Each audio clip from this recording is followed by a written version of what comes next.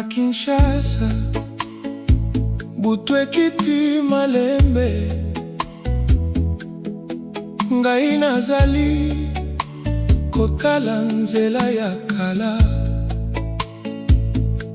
Mama lobaki bolingo ezalaka na motema. Nakomi komona yo na se ya ngonga. Miso na yo lokola mai ya ebale. Liswa kimia ezongisi ngai na bomwana. Moto nyonso azali kolela na posa, kasi ngai nazwi nkombo na yo na molimo. Yoka ngai bolingo, tokima na motema moko.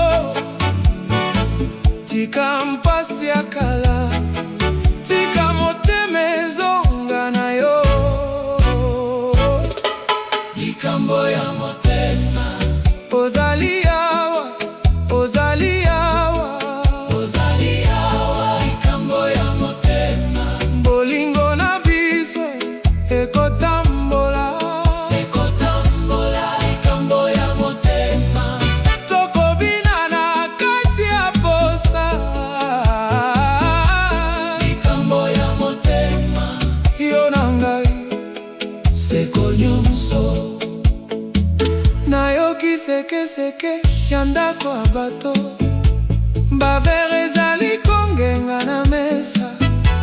Bandeko bazali koyemba na esengo, kasi ngai nazali na makanisi ya yo. Papa alingaka boboto mpe lokumu. Mama alingaka ndenge okotaka malembe. Na libota nkombo na ye ekomi lisumu te, ekomi ndoto ya kitoko ya mokili mobimba. Yoka ngai bolingo, tokima na motema.